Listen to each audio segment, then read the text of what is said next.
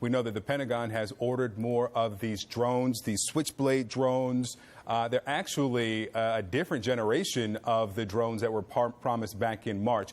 What do we need to know about these?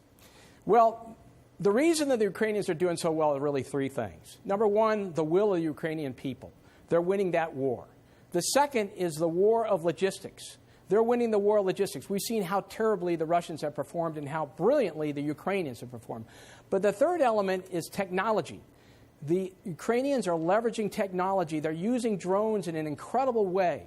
And this is one manifestation of that. This drone, this switchblade drone. Now, the first iteration was the 300. That's a small tube-launched munition that's not really that significant against anything other than anti-personnel targets. This is a tank killer, and this is the kind of technology that we need to get out there. Now, the Ukrainians are being incredibly innovative. They essentially have a skunk works on drones that are happening day by day. They have a real-world laboratory. They have 50 teams. They police the people that were formerly model airplane enthusiasts and put them together into 50 teams. They're launching 300 missions a day, and they're doing most of their activity at night. They have taken out 2,300 mechanized vehicles. They're using the drones to provide situational awareness for their artillery and for the javelins. Yeah. It's been an incredible combat multiplier. We need more of these in their hands.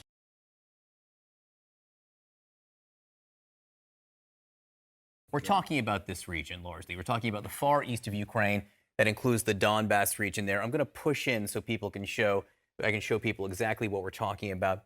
What do the Russians want out of this?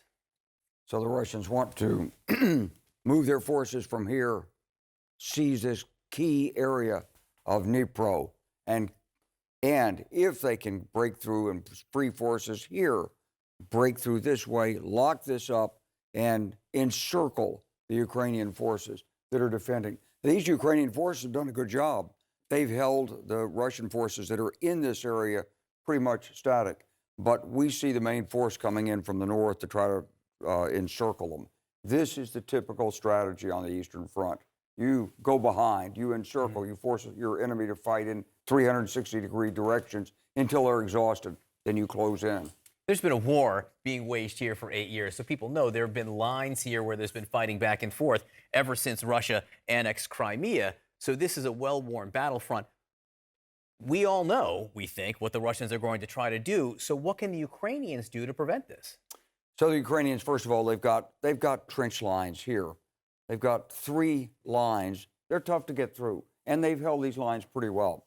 But what they've got to do is they've got to either, with the forces here working this way, or the forces coming through here, they've got to blunt these offensives and hold this area open.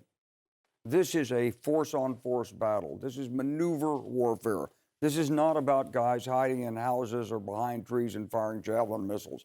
So what they need is they need tanks, they need mobile artillery, and they need air support.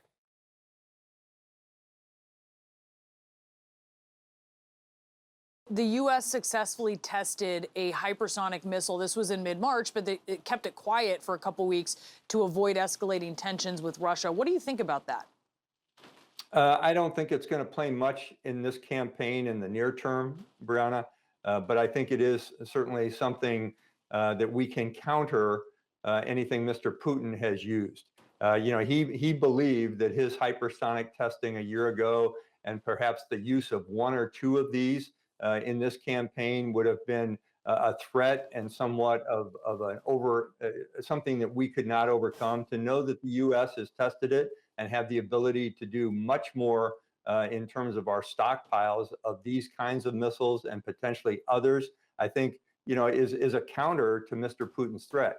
There is still the potential threat from Russia of weapons of mass destruction, both chemical and nuclear, and we have to be very concerned about that.